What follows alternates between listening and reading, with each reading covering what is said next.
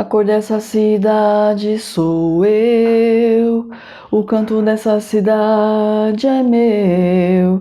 O gueto, a rua, a fé, vou combatendo a pé pela cidade bonita. O toque do afroxé e a força de onde vem ninguém explica, ela é bonita. Sabe, eu preciso confessar a vocês que eu carrego comigo uma grande vergonha. Aliás, eu acredito que não seja uma vergonha só minha, mas de todos nós brasileiros. Porque quando nós estudamos a escravização dos povos africanos aqui no Brasil, não sei se influenciado pelas obras de literatura ou até mesmo pelas novelinhas da Globo, que procura suavizar esse período de nossa história, nós temos a tendência a acreditar que essas pessoas escravizadas não lutaram contra essa situação, que simplesmente se acomodaram. E não há maior distorção da realidade do que essa.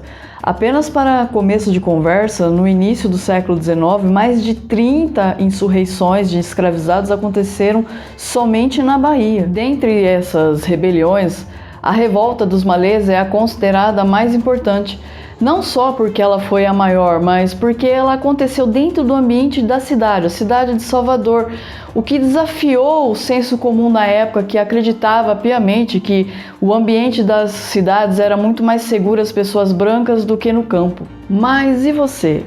Conhece a história da Revolta dos Malês? Eu sou Gisele Silva Romim e esse assunto é o assunto do Tretas do Brasil do mês. Então aproveita a vinheta, pega lá o seu suquinho de maracujá e volta aqui comigo para escutar essa história.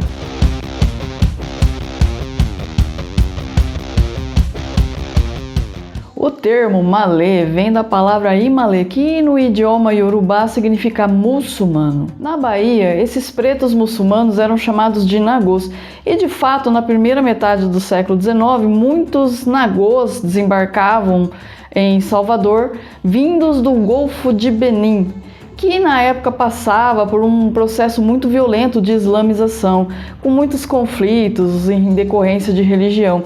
Aliás, muitos desses escravizados haviam sido prisioneiros em decorrência dessas guerras. Na época do Brasil Império, Salvador era o cenário perfeito para o desenrolar de revoltas de escravizados. Quando comparado a todas as cidades do continente americano, a capital baiana era a que possuía o maior índice de concentração de pessoas pretas e mestiças. Em um censo realizado em 1808 na cidade de Salvador e vilarejos próximos, restou apurado que, numa população total de 249.314 pessoas, apenas 50.451 habitantes eram pessoas brancas. O restante era composto de pessoas pretas, mestiças e indígenas. Além de tudo isso, no ano de 1835, que é o ano da Revolta dos Malês, a cidade de Salvador e o Brasil como um todo passava por fortes agitações políticas e sociais. A Bahia foi o principal palco para as guerras da independência, e essas guerras foram vencidas pelos partidários de Pedro I com muita ajuda de pretos livres, pretos escravizados, mulheres, indígenas, mestiços em geral. Porém, uma vez consolidada essa independência, a situação social, política e econômica dessas pessoas não foi alterada a 1 milímetro. Ou seja, continuam muito, mas muito ruim. Somando-se a isso, em 1831, Dom Pedro I abdica do trono brasileiro e vai embora do Brasil, deixando no seu lugar seu filho Pedro II com apenas 5 anos de idade. E o Brasil convulsionou no período regencial. Houve uma eclosão de revoltas por todo o território brasileiro. O fato é que havia muita insatisfação na população brasileira, uma vez que esses regentes que se revezavam no poder, eles estavam muito mais preocupados em se manter no poder do que propriamente resolver os problemas da nação. Nada muito diferente dos nossos políticos da atualidade, não é mesmo? Além de todo esse cenário de agitação política e social do Brasil no período regencial, existem algumas particularidades com relação aos escravizados ali na cidade de Salvador que precisamos entender para melhor compreender a Revolta dos Malês. Por primeiro, observem o seguinte: os nagôs, esse pessoal vindo do Golfo de Benim, eles tinham um comportamento diferente dos demais. Eles faziam um esforço muito grande para preservar suas raízes culturais. Além disso, como a maioria era muçulmana, o item da religião, a questão religiosa, os interligavam, os mantinham unidos. Era muito comum os senhores de escravos adquirir pessoas de etnias diferentes, idiomas diferentes, justamente para evitar essa união, porque evitando essa união reduzia muito as chances de revoltas.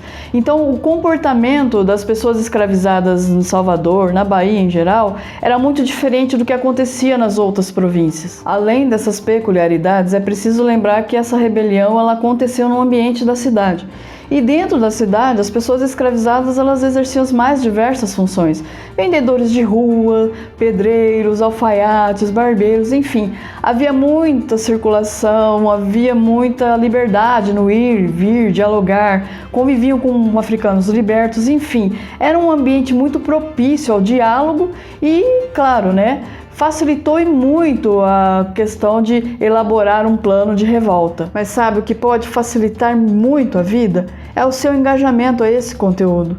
Se estiver nos escutando via podcast, compartilhe nas redes sociais, indique seus amigos. Se estiver nos assistindo no YouTube, se inscreva no canal, ative o sininho, deixe uma curtida, um comentário.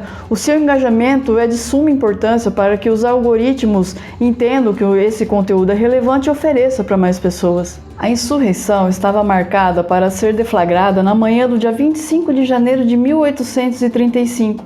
Nesse dia, além de marcar o fim do Ramadã, haveria a comemoração do dia de Nossa Senhora da Guia. E com isso, todo o pessoal da cidade iria para a igreja de Nosso Senhor do Bonfim, deixando o centro livre. E qual era a pretensão dos malês? Não há muito consenso entre os historiadores, afinal de contas, muitos documentos da época foram perdidos. O que sobrou indica que a pretensão era a tomada do poder na cidade de Salvador e posteriormente em toda a Bahia, para transformar a província em um reino malê, ou seja, num reino muçulmano no Brasil. O plano, porém, foi por água abaixo. Já na tarde do dia 24, começou a circular pela cidade um boato de que haveria um levante de escravizados.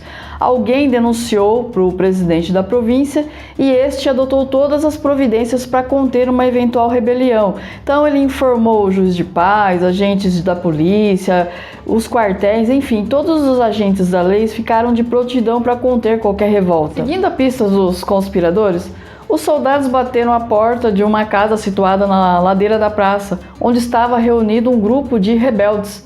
Quando tentaram forçar a entrada, foram surpreendidos por 60 guerreiros africanos armados. E é aqui que a casa cai. Houve uma pequena batalha entre os soldados e esses rebeldes, mas em seguida os rebeldes saíram pelas ruas com seus típicos abadás e amuletos com palavras retiradas do Alcorão, se dirigindo à Câmara Municipal. Ao atacarem a Câmara, a intenção era a libertação de um líder malê que estava preso no subsolo, o Sr. Pacífico Licutã. Ele havia sido confiscado e preso para ser levado a leilão em benefício dos credores do seu senhor, que estava endividado. O ataque não deu muito certo, porque os malês foram surpreendidos pelo fogo cruzado dos carcereiros e dos guardas do Palácio do Governo, que ficava ali próximo. A partir desse momento, o grupo saiu pela cidade afora, batendo em tudo quanto é porta, janela, chamando os demais escravizados, acordando esse pessoal para conclamar esse povo a se unir à luta. Passaram pelo bairro de Vitória, pelo bairro de Campo Grande, pela região do Forte de São Pedro. Atacaram um posto policial situado perto do Mosteiro de São Bento e outro situado na rua Joana Angélica.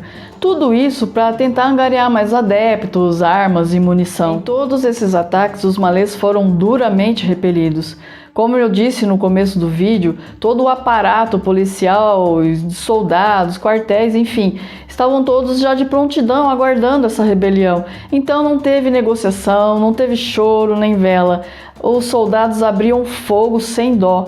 E houveram muitas escaramuças em diversos pontos da cidade, mas a batalha derradeira aconteceu no quartel da cavalaria, situado no bairro Água de Meninos. O dia já estava amanhecendo, cerca de 200 rebeldes participaram desse combate, armados de espadas, lanças, porretes e pistolas, e foram recebidos a bala e massacrados pela cavalaria. Na caçada humana que se seguiu ao combate, muitos malês foram baleados e retalhados à espada enquanto tentavam fugir. Alguns pularam no mar e morreram ou afogados ou fuzilados por marinheiros que estavam de prontidão numa fragata ancorada ali nas imediações. A revolta foi vencida.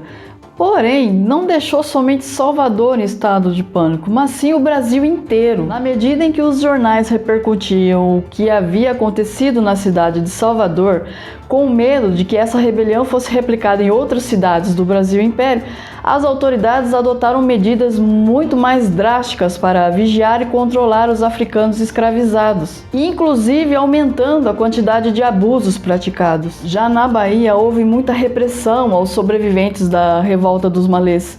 Houve espancamentos, execuções, deportações e, é claro, muita, mas muita perseguição aos praticantes da religião islâmica, independente dessas pessoas terem ou não participado do levante. A curto prazo, a revolta dos malês falhou, porém os historiadores são unânimes em apontar que foi um levante que abalou as estruturas da sociedade escravagista na época. Notem, havia uma cultura de resistência à escravidão muito forte entre os escravizados, mas na medida em que as notícias sobre a revolta dos malês se espalhou por todo o território brasileiro, muitas outras rebeliões eclodiram, porque esse sentimento de resistência se tornou muito mais forte. Ou seja, meus amigos, onde houve escravidão, houve resistência, uma realidade muito diferente do que paira aí no imaginário da sociedade brasileira. Então é isso. Eu agradeço imensamente a todos vocês que nos acompanharam até aqui nesse episódio. Um super beijo e até a próxima!